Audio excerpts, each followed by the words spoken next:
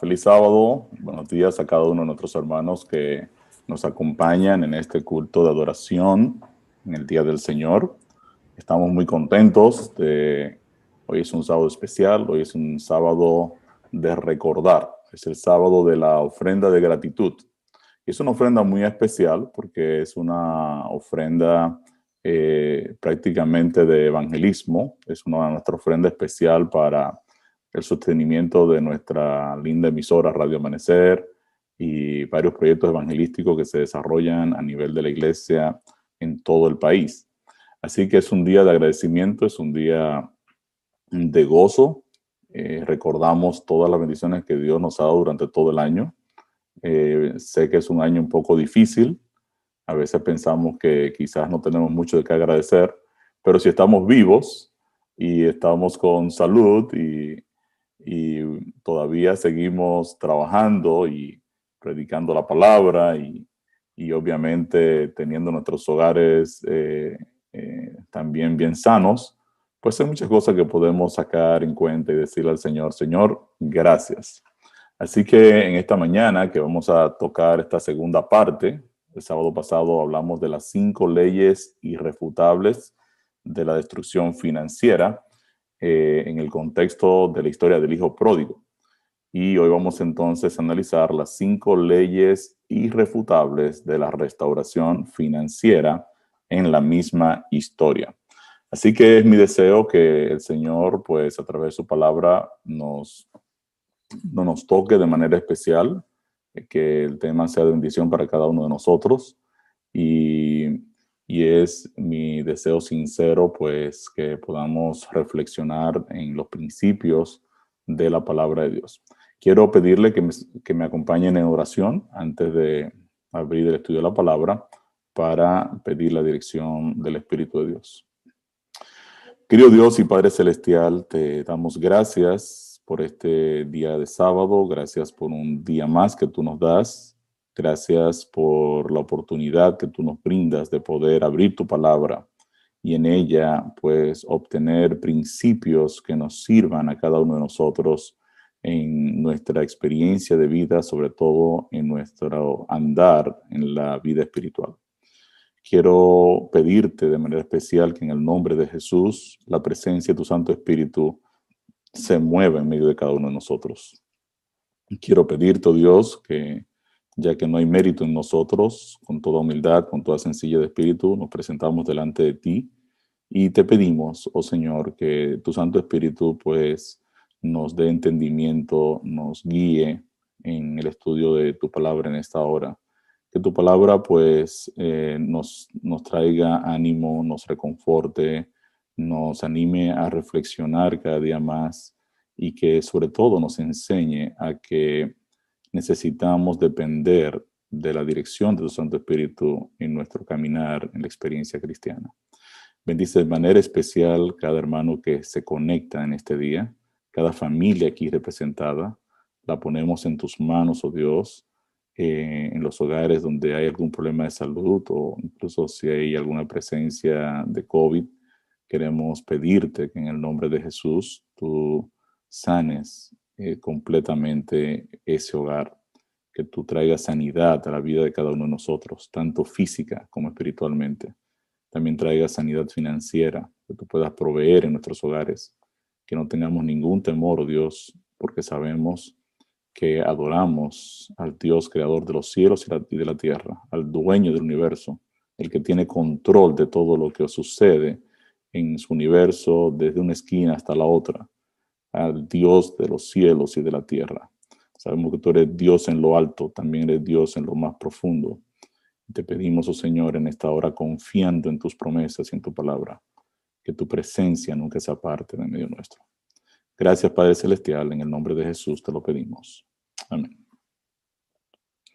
La semana pasada, para recordar un poquito, estuvimos hablando de que los seres humanos nacemos con libre albedrío.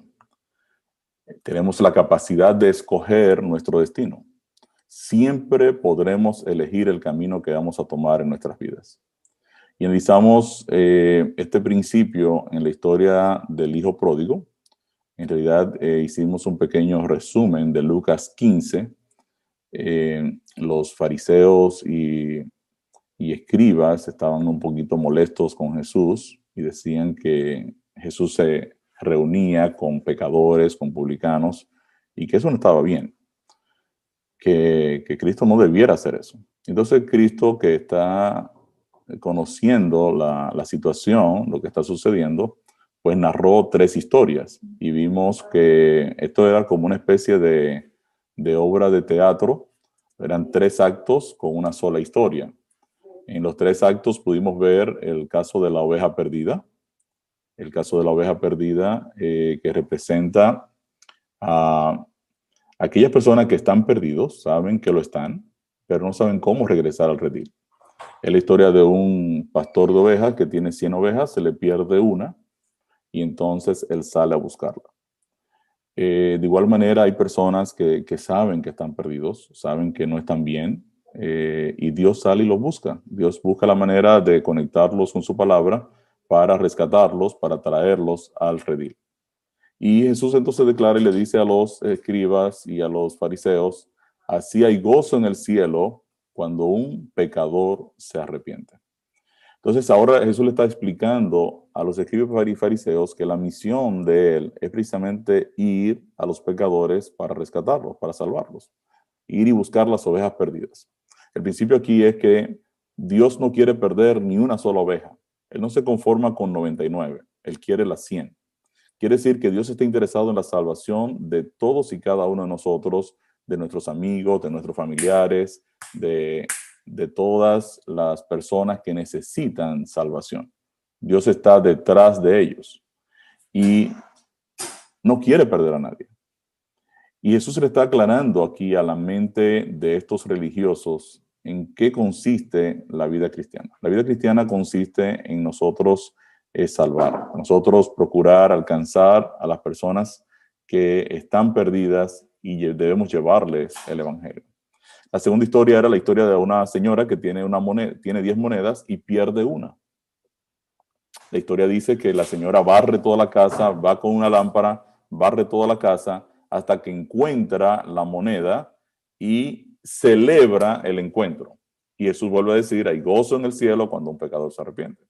Y esta moneda representa a aquellos que están perdidos, no saben que lo están, pero tampoco saben cómo ser salvos y necesitan ser buscados.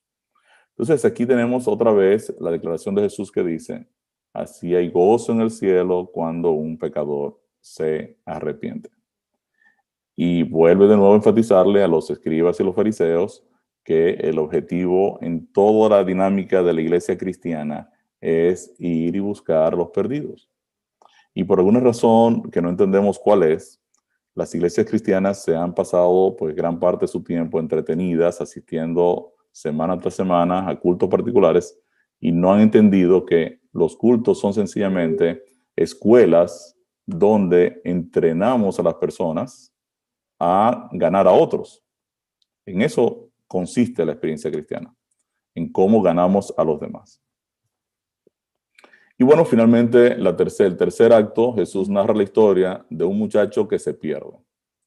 El muchacho se va de su casa, sale de su casa, pero a diferencia de las otras 2 historias, el padre no sale a buscarlo. No sale a buscarlo. Entonces es una cosa tremenda porque la pregunta es, qué raro que el padre no salió de la casa a buscar al muchacho que se pierde. La razón es sencilla.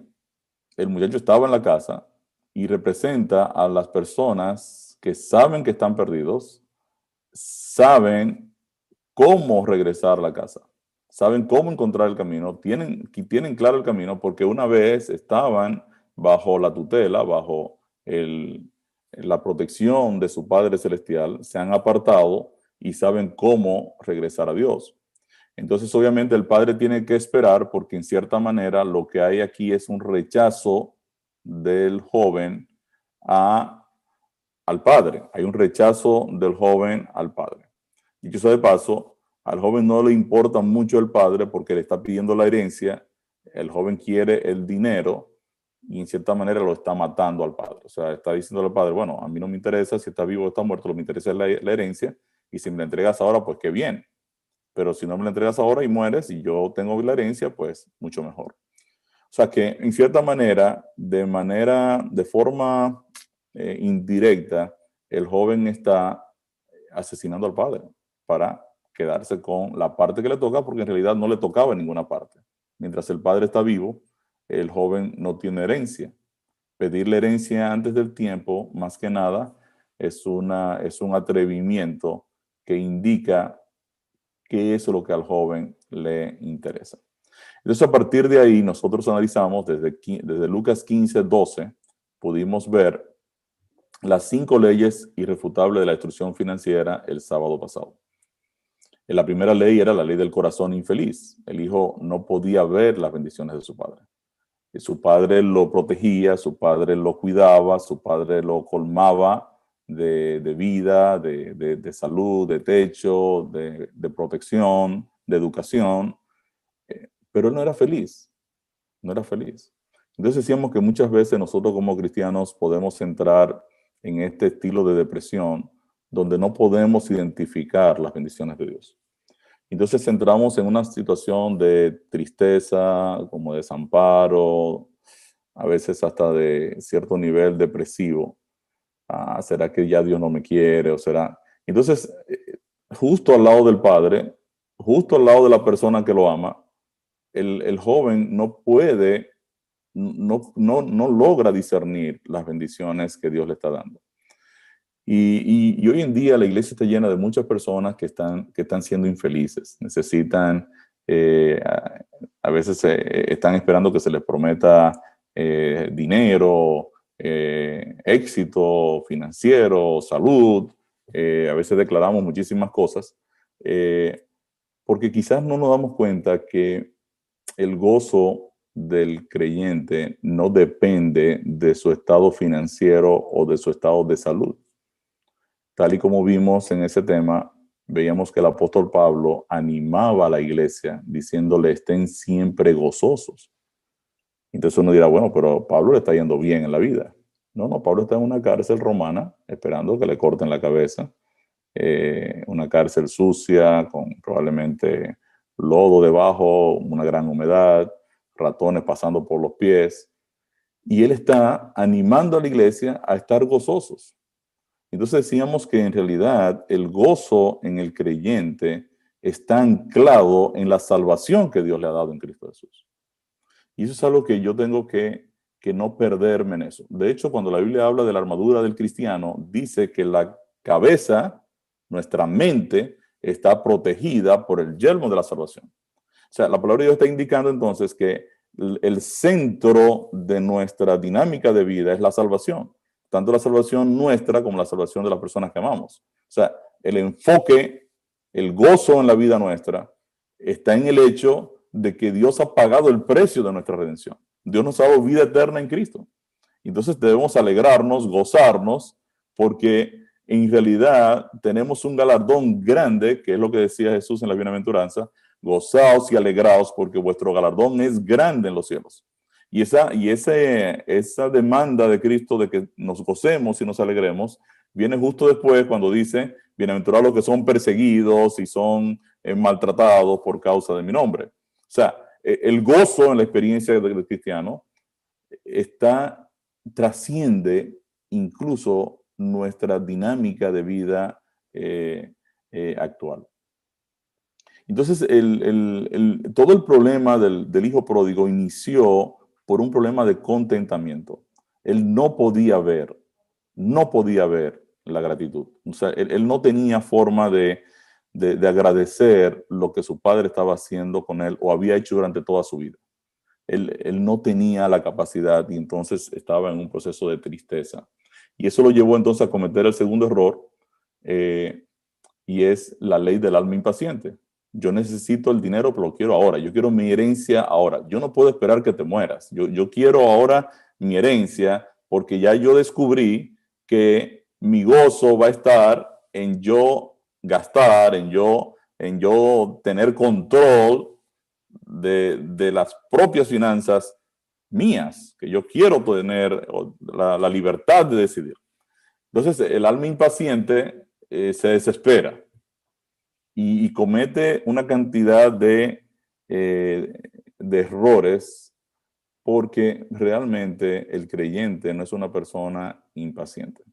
Los creyentes son personas que toman sus decisiones de forma fría, de forma paciente, van a analizar qué establece la palabra de Dios en cada caso. Antes de yo dar una respuesta rápida, pues debo pensar si el Espíritu de Dios en realidad aprueba esta respuesta que voy a dar. Antes de hacer un negocio, pues debo consultar con el Señor. El alma impaciente no puede esperar eso. El alma impaciente actúa impulsivamente, es rápida. Y decíamos, mencionábamos el famoso eslogan de la tarjeta Visa, que estuvo durante un tiempo sonando en los anuncios. La tarjeta tenía el eslogan, porque la vida es ahora. O sea, endeúdate porque la vida es ahora. Peca porque el pecado es ahora. Disfruta porque el disfrute es ahora. Ten sexo ahora, sin matrimonio, sin preparación, sin educación, porque es ahora. O sea, no hay problema. Disfruta ahora. Entonces, obviamente, hay una impaciencia detrás de el tema del pecado, porque no podemos esperar sencillamente la provisión de Dios. Entonces, el joven comete el error de actuar de forma impaciente, de forma impulsiva, de forma agresiva. Y esto entonces lo lleva a cometer el siguiente error, que fue la ley del espíritu independiente que ya vimos. El texto dice que el joven se fue lejos. El hijo pródigo no quería que nadie le supervisara, que nadie le vigilara o que le dijeran qué hacer. Y se fue lejos a otro lugar, lejos de su padre. Ahora, el espíritu independiente es una de las cosas tan terribles que nos afectan de manera natural. Yo no tengo que irme lejos físicamente para estar lejos de algo de lo que yo quiero alejarme. Yo puedo estar incluso durmiendo al lado de mi esposa y estar lejos de ella. Puedo estar bien lejos. Yo puedo estar al lado de un hijo puede estar al lado de su padre y podemos estar bien distantes. De hecho, hoy en día el tema de la media del celular ha creado una distancia impresionante en personas que están uno al lado del otro. Y es increíble porque el espíritu independiente lo que trata es de alejarse. Nos podemos alejar incluso hasta del mismo Dios, aún yendo a la iglesia, aún estando en la iglesia. Yo puedo estar bien lejos de mi Padre Celestial, puedo estar lejos de su palabra, puedo estar lejos de sus principios, puedo estar lejos de una comunicación diaria con Él. Puede ser que yo sea un cristiano de los que no oran o de los que no estudian la Biblia o sencillamente de los que no testifican. O sea, el espíritu independiente hace que las personas se alejen, pero no necesariamente de forma física. Yo puedo estar bien lejos de incluso de las personas que me aman, aún estando al lado de ellos. Entonces, el espíritu independiente es bien delicado porque la naturaleza pecaminosa siempre va a provocar que el yo sea exaltado, que la arrogancia sea exaltada, que yo soy así, yo tengo estos grados de estudios, yo puedo dirigir aquí. ¿Cómo va a ser que en la iglesia este tipo me está diciendo una cosa, corrigiéndome a mí, que soy el matatán aquí de la película, el extraordinario? Sí, el espíritu independiente mata todo, lo mata todo. Rompe la coinonía, rompe la comunicación, rompe el llegar a un acuerdo razonable, rompe la capacidad de negociación. El espíritu independiente es terrible y esto fue la ley que hizo que el muchacho pues no quería escuchar el consejo de su padre y se alejara. Nosotros tenemos que tener mucho cuidado, mis queridos, de alejarnos del consejo de Dios, alejarnos del consejo de su palabra, de alejarnos de Dios. Dios es el dueño de todo lo que existe. Dios es el que provee. Dios es el que controla el universo. Tenga cuidado de alejarse de Dios. Hay personas que saben que tienen que entrar a una comunión con Dios, que saben que tienen que buscar de Dios, saben que tienen que entregar sus vidas a Dios y se mantienen lejos, se mantienen lejos. Y la lejanía es sencillamente un indicador de nuestra propia prepotencia, de nuestra propia arrogancia. Y finalmente vimos la ley de la mente desorganizada. Dice que el joven empezó a gastar sin un presupuesto, sin un plan, sin un orden. Y la mente desorganizada puede venir tanto en el aspecto financiero como incluso en el aspecto religioso. Yo puedo tener mucha información teológica y no necesariamente conocer el Evangelio, porque tengo toda la información desordenada, desorganizada, y puedo vivir años en una dinámica religiosa sin saber que el objetivo del Evangelio es que yo entienda que yo debo morir para que Cristo pueda dirigir mi vida, para que el Espíritu de Dios pueda trabajar en mí. La mente desorganizada no solo se da en el plano financiero, se da en el plano de relaciones, tanto humanas como nuestra relación con Dios. Y esta mente desorganizada, este malgasto, este desorden en la vida de este muchacho, lo llevó a violentar la ley de la siembra y la cosecha. El muchacho no entendía que la siembra y la cosecha están unidas, están atadas, están amarradas en una ley. Tú cosechas lo que siembras. Y esto es bien importante que nosotros también lo recordemos. En Proverbios 22:8 dice, el que siembra iniquidad, iniquidad segará. Y Gálatas 6:7 dice, no os burléis, no os engañéis, Dios no puede ser burlado, pues todo lo que el hombre sembrare, eso también segará. Entonces, bueno, básicamente toda la problemática que vimos el sábado pasado estaba en este tenor. Y entonces vimos que este muchacho pues terminó en una situación sumamente deplorable. Dice el texto de Lucas 15:15, y cuando todo lo hubo malgastado, vino una gran hambre en aquella provincia y comenzó a faltarle. Y fue y se arrimó a uno de los ciudadanos de aquella tierra, el cual le envió a su hacienda para que apacentase cerdos. Entonces ahora entramos a la primera ley irrefutable de la restauración financiera, la ley de las manos productivas. El hijo pródigo necesita ahora sobrevivir. Sin recursos para dilapidar, se acabaron, comienza a buscar trabajo. Lamentablemente no estaba preparado para la ocasión. Él ha malgastado todo y hay hambre en toda la región. Eso es lo que dice la historia. Aún los mejores currículums no sirven, mucho menos el historial del joven que no tenía obviamente una experiencia que mostrar. La región tiene también pocas opciones de trabajos. Y entonces ahora la agencia de empleos de la provincia hace su mejor esfuerzo para ver qué empleo le consigue al joven. Dada su experiencia, le ha conseguido una gerencia de cerdos, en realidad un cuidador de puercos. O sea, hay que imaginarse en la mente del judío esta historia porque Jesús la está presentando con estos detalles, con esta calidad del maestro que definitivamente tenía ese toque especial para meter a la gente en la historia. Entonces hay que saber que en la mente de las personas que están escuchando la historia, están ahora imaginándose a uno de sus hijos, un príncipe, ¿verdad? Un tipo que ha nacido en una cuna especial, ahora metido enlodados en unas posilgas de cerdos. O sea, aún para el judío más humilde, bregar con estos animales es abominable, es totalmente inmundo.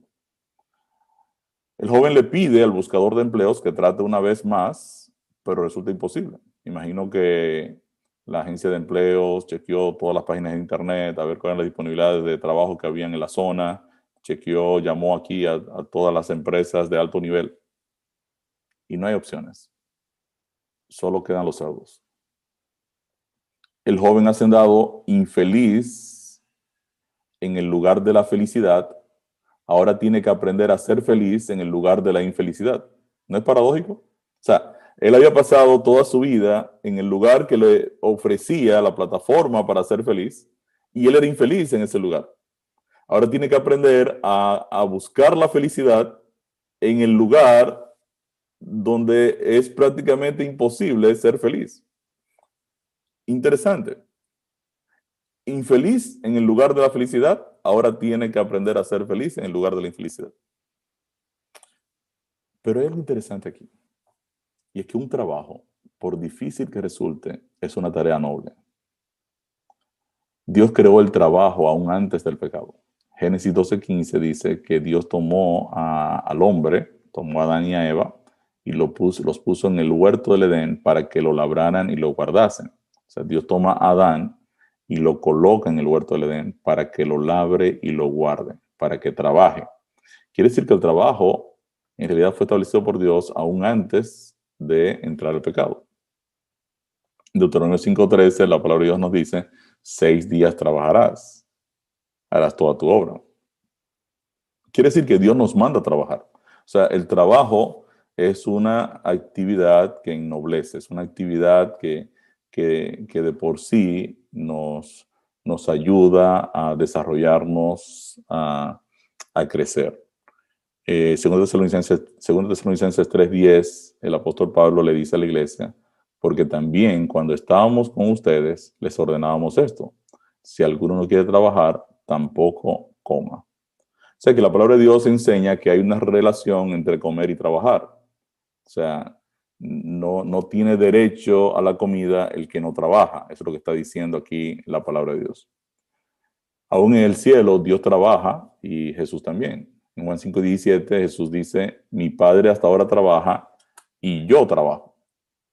Entonces la ley de las manos productivas, la ley de trabajar, nos enseña mucho. En primer lugar, el valor del tiempo.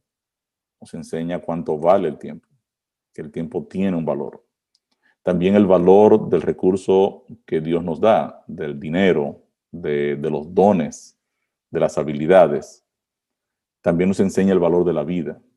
O sea, la ley de las manos productivas nos trae a un momento de reflexión para que nosotros empecemos a valorar que quizás las bendiciones que hoy yo estoy disfrutando a alguien le costaron. Y a veces nosotros, que Dios pues en cierta manera pues nos dio la oportunidad de trabajar, crecer, desarrollar, a veces nuestros hijos no se dan cuenta de que probablemente están disfrutando de algo que a alguien les costó, a alguien le costó producirlo. Y muchas veces le digo a mis hijos que tengan en cuenta que no boten las cosas, que las protejan, que las cuiden, porque las cosas cuestan, tienen un valor. Y eso costó trabajo, costó el sacrificio de alguien, que aunque hoy yo lo doy por sentado, en realidad costó, le costó. Y le costó probablemente a su papá, le costó esfuerzo, le costó relación con Dios. Dios lo proveyó, por supuesto, Dios es el que provee todo, pero, pero tiene un costo. Y la ley de las manos productivas nos enseña cuánto valen las cosas. Ya ahora el hijo pródigo sabe que hasta tratar de comerse un poquito de la comida de los puercos, eso vale, porque el dueño de los cerdos no quiere que él se coma la comida de los cerdos. Entonces la palabra de Dios nos enseña en Proverbios 10:4 que la mano negligente empobrece, mas la mano de los diligentes enriquece. Aquí este es un principio del trabajo. Las personas que trabajan, ¿verdad?, tienden a ser prosperados. Las personas que son negligentes, son descuidados, no ponen atención a su trabajo, no lo valoran, no trabajan con solicitud, pues sencillamente empobrecen. Es un principio de la palabra de Dios, es un principio de vida. Proverbios 12:24 y 27 declara, la mano de los diligentes señoreará, mas la negligencia será tributaria. El indolente ni aún asará lo que ha cazado, pero haber precioso del hombre es la diligencia. Quiere decir que las personas que son diligentes, que ponen solicitud, ponen empeño en las cosas que van a llevar a cabo, la palabra de Dios dice que esas personas, ese don de la diligencia es un don precioso en el hombre y está relacionado con esa actitud de trabajar y de trabajar con excelencia, de trabajar para glorificar a Dios. La Biblia también nos da ese principio. 1 Corintios 10:31 dice, ya sea que comáis o bebáis o hacéis cualquier otra cosa, hacedlo todo para la gloria de Dios. Quiere decir entonces que el, el trabajo también es una forma de yo glorificar a Dios. Dios es el que provee nuestras vidas y lo hace a través de los trabajos que nos da. Pero en la forma en la que yo voy a desempeñarme en el trabajo, yo voy a estar también glorificando a Dios si lo estoy haciendo con diligencia, si lo estoy haciendo con solicitud, si lo estoy haciendo con calidad, con una calidad que deleite. Proverbios 13:4 dice, el alma del perezoso desea y nada alcanza, mas el alma de los diligentes será prosperada. Quiere decir que al contrario a la diligencia es la pereza. Es el yo perder el tiempo, el yo sentarme a botar el tiempo en cosas que no valen la pena. Hoy en día está muy de moda perder el tiempo en memes, en videos, en los youtubers y demás, esas cosas. Y al final eso es pereza. Nada se alcanza con eso, dice la Biblia, mas el alma de los diligentes será prosperada. Entonces tenemos que entender estos principios. En el caso del hijo pródigo, el joven fue ocupado, empezó a trabajar. Aún con los cerdos podía tener tiempo para reflexionar. El salario no alcanzaba para mucho, ni siquiera para la comida, porque el hombre tiene hambre. Eh, él necesita comer algo porque el salario no le da ni siquiera para un buen desayuno, un buen mangucito de plátano con huevo revuelto y un juguito ahí, ¿no? No da para eso. No da. Mucho menos, si no da para comer, mucho menos para cambiar el vestuario o la compra de algún perfumito para aplacar el olor de la posilga. O sea, en realidad no hay recursos para mejorar la calidad de vida. Pero el trabajo llevó a este joven a aplicar la segunda ley irrefutable de la restauración financiera, la ley del corazón humilde. Lucas 15:16 dice, y deseaba llenar su vientre de las algarrobas que comían los cerdos, pero nadie le daba. El joven tiene hambre. El orgullo y la arrogancia de aquel joven que llegó con dinero para malgastar ya es parte de la historia. Ya eso quedó en la historia de la vida del joven. Ya no está, ya no existe. El hambre ni siquiera permite recordar esa etapa de la vida. Es hora de comer, solo hay algarrobas. Esa es la comida de los cerdos. Ahora, para comer, aquí tenemos un problema. Saciar el hambre significa humillarse. Es bajar al nivel de los cerdos. Pero el hambre es hambre. El hambre no discrimina la clase social, de dónde naciste, cuál es tu clase, tu nivel educativo, dónde te encuentras. Ni siquiera el recuerdo del poder sirve mucho cuando hay hambre. Entonces, el gran problema de la naturaleza humana es que es orgullosa y solo puede ser doblegada por la necesidad.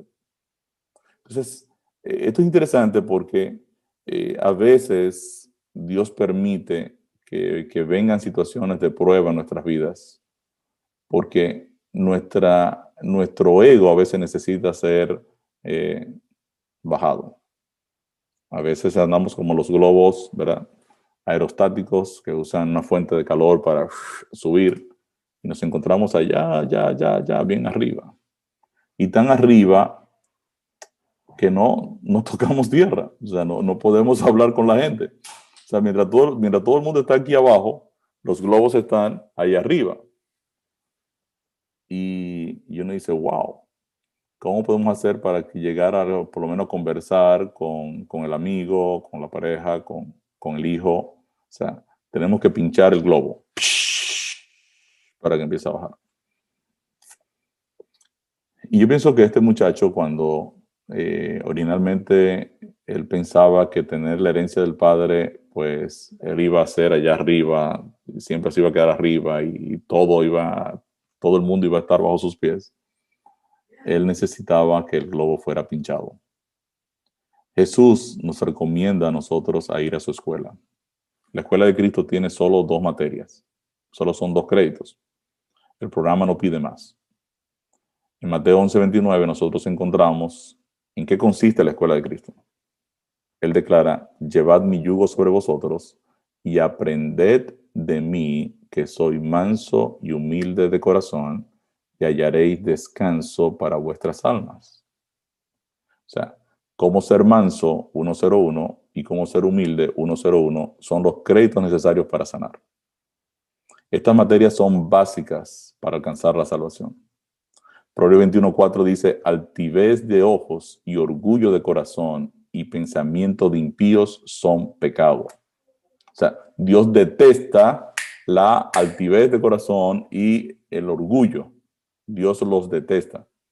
Entre las 7 cosas que Dios detesta, la encontramos en Proverbios 6, 16 al 19, dice, 6 cosas aborrece Jehová y aún 7 abomina su alma. Los ojos altivos, la lengua mentirosa, las manos derramadoras de sangre inocente, el corazón que maquina pensamientos inicuos, los pies presurosos para correr al mal, el testigo falso que habla mentiras y el que siembra discordia entre sus hermanos. Quiere decir que la lista inicia con los ojos altivos. Si ustedes se dan cuenta, el problema del hijo pródigo empezó con su arrogancia, con su falta de contentamiento, porque él quería tener control de sí mismo. La buena noticia es que la humildad sana. La humildad sana. El apóstol Santiago declara lo que Dios está dispuesto a hacer con aquellos que se humillan. Santiago 4:6 dice, pero él, hablando de Dios, da mayor gracia. Por esto dice, Dios resiste a los soberbios y da gracia a los humildes. Interesante. La humildad sana.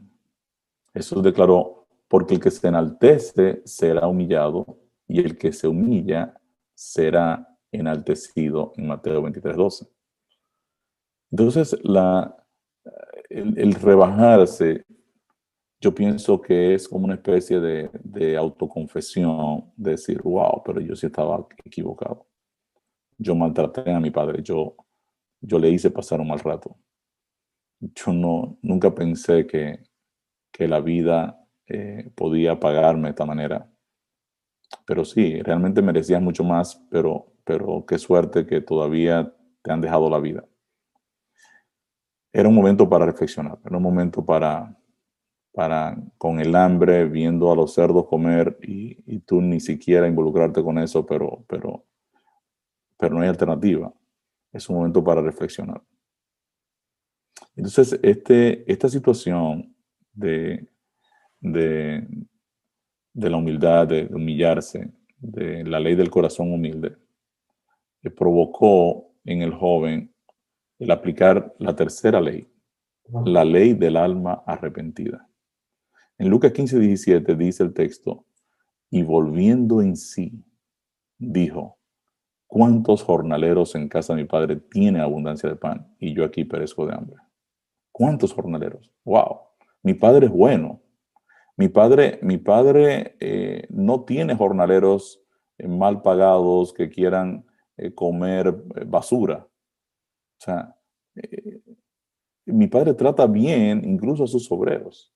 O sea, ahora el joven entra en un proceso de análisis y dice el texto que volvió en sí. El joven ha vuelto en sí. O sea, así enseña la historia. Si ha vuelto en sí era porque estaba fuera de sí. En otras palabras, había enloquecido. Una persona que está fuera de sí es una persona que ha perdido el juicio. O sea, en sus planes originales su padre no estaba incluido. De hecho, que comentábamos que al pedir la herencia de su padre vivo, lo había matado simbólicamente. Y mis queridos, muchos de nosotros hemos matado a Dios en múltiples ocasiones. O sea, yo mismo me pongo a reflexionar las veces que yo he matado a Dios, donde yo no quiero escuchar a Dios, yo quiero seguir con mi propia agenda. Yo sé que lo que voy a hacer es incorrecto, pero I don't care, no me interesa. O sea, no nos interesa Dios en nuestra agenda pecaminosa. Dios a veces viene a ser un obstáculo en mis planes de vida. Y eso es pecar. Pecar es matar a Dios. Es yo hacer mi voluntad cuando Dios me ha dicho qué es lo que debo hacer. Entonces, arrepentimiento es todo lo contrario. Es matar nuestros deseos y pasiones. Para usar el lenguaje bíblico, es más bien crucificarlos. es negarme yo para que Dios viva y me dirija. Jesús decía, si alguno quiere venir en pos de mí, niéguese a sí mismo, tome su cruz cada día y sígame. O sea, es yo crucificar a Ricardo para entonces permitir al Espíritu de Dios obrar en mi vida. Es un cambio de paradigma, es un cambio de modelo de vida. El arrepentimiento es eso.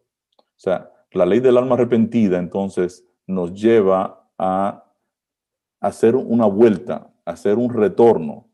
O sea, es que yo voy en mi dirección, la dirección de Ricardo, y ahora tengo que cambiar a la dirección de Jesús, a la dirección de Cristo, a la dirección de la palabra de Dios. Arrepentimiento viene del hebreo nacham, significa sentir pesar, pero se traduce en como regresar o devolverse.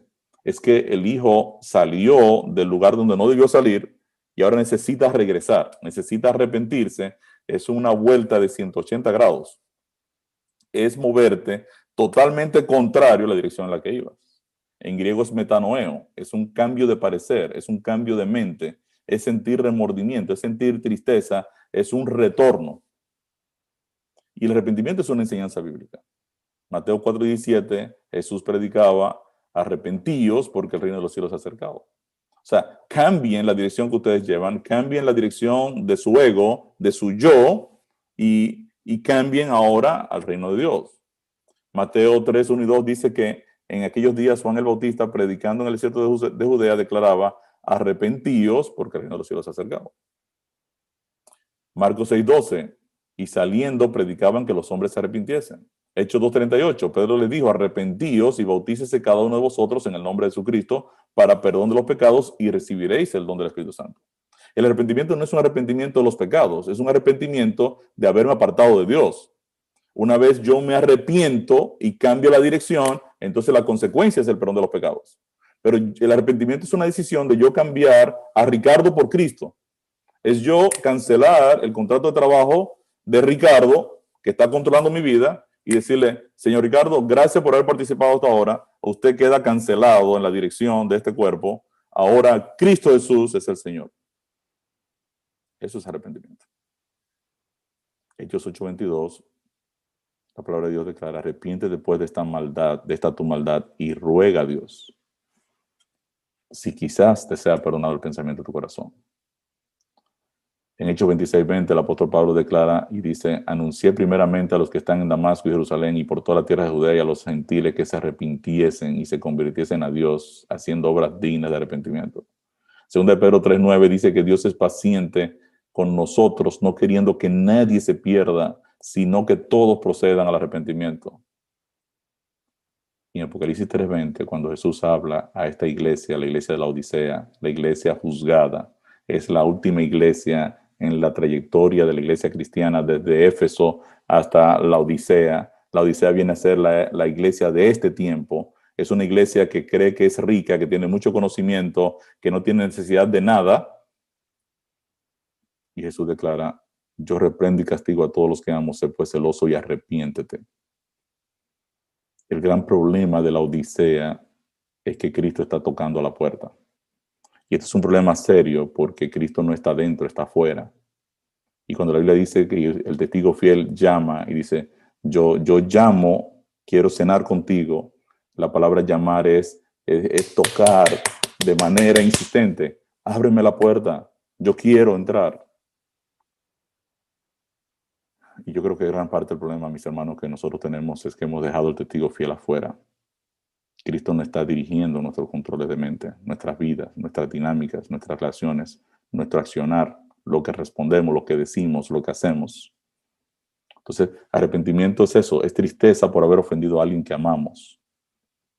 El apóstol Pablo, cuando le escribe a la iglesia de Corinto, en su primera carta, es una carta de amonestación, es una carta de atención. Corinto tiene muchísimos problemas internos. Hay un hijo que se está acostando con la mujer del papá, hay pleitos, hay contiendas, hay celos en la iglesia, hay toda una situación de desorden. Las personas están hablando en lenguas todos a la vez en la iglesia. Aquello es un desorden, no hay una explicación de la palabra, no se profetiza, no se enseña el evangelio de forma correcta, en un lenguaje que la gente lo entienda, con un intérprete que traduzca cuando viene una persona externa a predicar el evangelio. Entonces la iglesia tiene una cantidad de desórdenes y están pensando que están bien espiritualmente, y el apóstol Pablo le escribe en la carta de Primera de Corintios, la primera carta de los Corintios, es una carta dura de amonestación, llamándola a un arrepentimiento. Es por eso que en la segunda carta a los Corintios, el capítulo 7, los versículos de 9 al 10, el apóstol Pablo le dice ahora a la iglesia: cuando Tito llegó con la buena noticia de que ustedes se entristecieron, entonces yo dije, wow, qué bueno, la carta funcionó. Y entonces le escribe en 2 Corintios 7, 9 al 10, y leo en extenso, dice: sin embargo, ahora me alegro, no porque ustedes se hayan entristecido, sino porque la tristeza de ustedes los llevó al arrepentimiento. Ustedes se entristecieron tal como Dios lo quiere, de modo que nosotros de ninguna manera lo hemos perjudicado. La tristeza que proviene de Dios, sigue diciendo el apóstol, produce el arrepentimiento que lleva a la salvación, y de esa tristeza no hay que arrepentirse, mientras que la tristeza del mundo produce la muerte. Interesante. Entonces el joven, el hijo pródigo, volvió en sí. El arrepentimiento ocurrió aún estando el joven con los cerdos. El arrepentimiento es un cambio de mente, es un cambio de actitud para con Dios, es una decisión. Y a veces cuando estamos hablando con nuestros familiares, que lo estamos llamando a entregarle sus vidas a Cristo, cuando lo estamos llamando al arrepentimiento, pues, pues a veces nos sentimos hasta desesperados. ¿Por qué? Porque es que necesitamos el arrepentimiento. Pero el arrepentimiento no es solo un evento puntual que ocurrió una vez cuando yo acepté al Señor y me bauticé. El arrepentimiento es un asunto diario. Diariamente nos tenemos que arrepentir. Diariamente tenemos que venir a la cruz. Diariamente tenemos que traer nuestros pecados del día de ayer y presentárselo a Cristo, que está mediando ante el Padre por cada uno de nosotros, para que ese pecado sea pasado a la cuenta de la cruz. Y Cristo pueda poner el sello perdonado. O sea, diariamente nosotros tenemos que experimentar el arrepentimiento. Pero queremos también que nuestros amigos, familiares entiendan el peligro que están corriendo. Es un peligro eterno. Y el llamado aquí es: preséntales la salvación. Enséñales lo que yo pagué por ellos. Enséñale el costo de la cruz, el costo del pecado. Enséñales que Cristo entregó su eternidad por amor a ellos.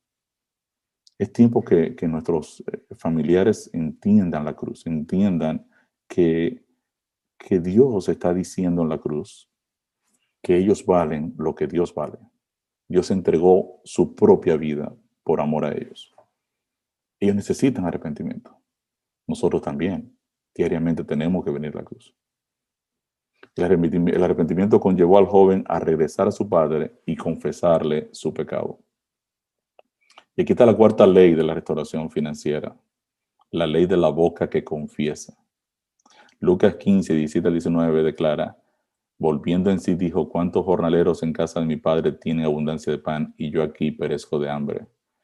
Me levantaré e iré a mi padre y le confesaré: Padre, he pecado contra el cielo y contra ti. Ya no soy digno de ser llamado tu hijo. Hazme al menos como a uno de tus jornaleros. Como alguno de tus jornaleros. Romanos 10, 9 y 10 declara la importancia de la confesión.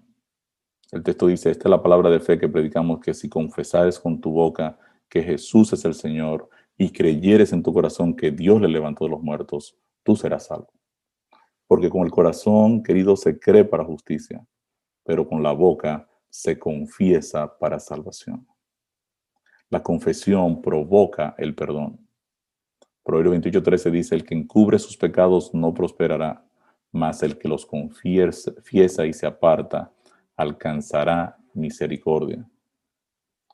David, cuando estaba en esa situación donde había matado a Urías Eteo, un capitán fiel, sencillamente porque él había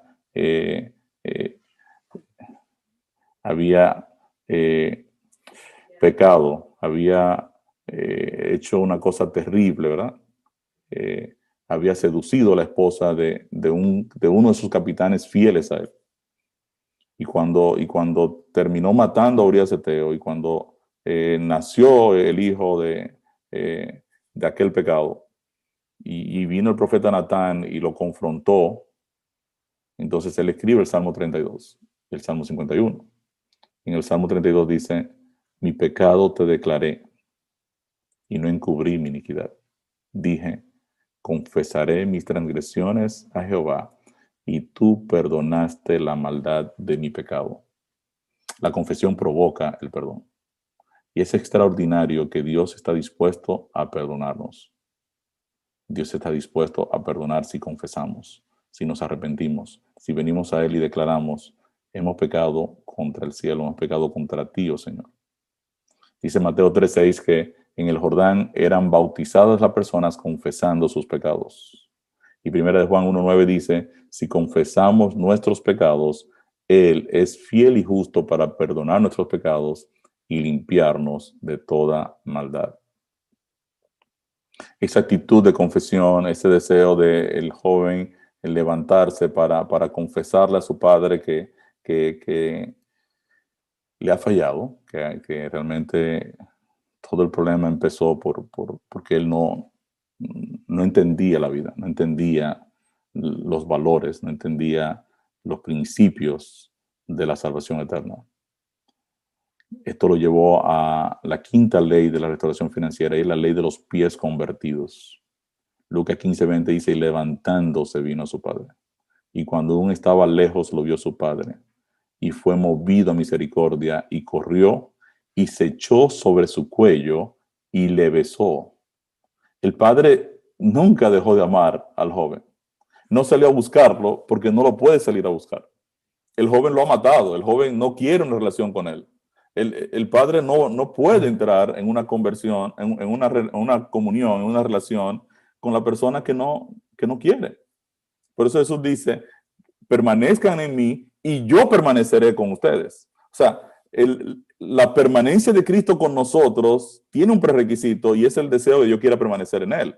Dios es fiel, Él siempre va a permanecer con nosotros, siempre y cuando nosotros queramos permanecer con Él. Cuando el joven viene, el padre ahora corre.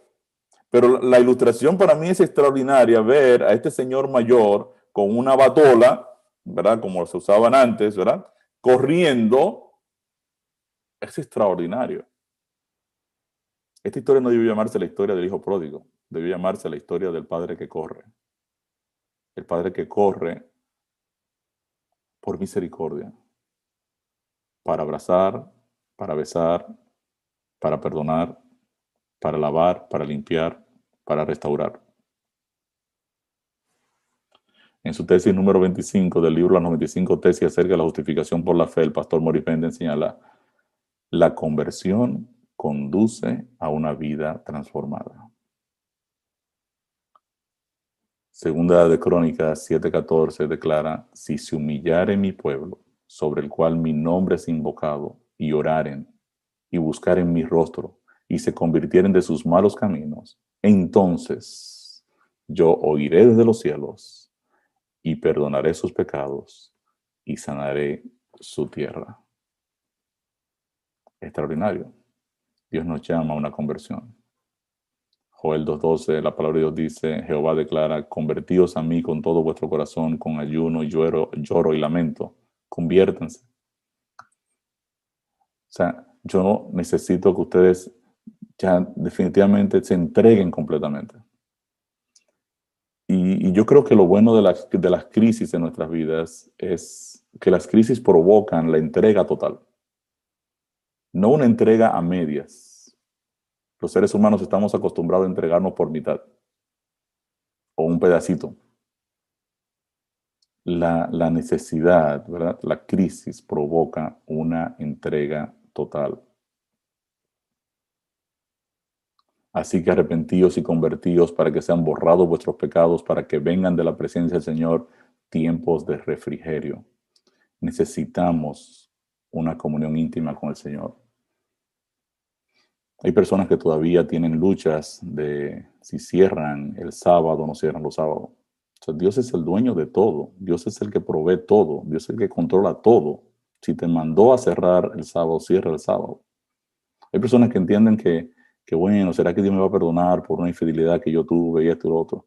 Dios te va a perdonar. Tú tienes que entregarte. Tienes que experimentar todo el tema del arrepentimiento, la conversión, tienes que levantarte, tienes que volver en ti y tienes que entregarte necesariamente. Hay personas que tienen problemas de salud o problemas económicos o problemas de cualquier índole. Y cuando tú analizas en el trasfondo de todos los problemas humanos, al final de cuentas es la ausencia del Señor. Es que se rompió la relación. Es que salimos corriendo.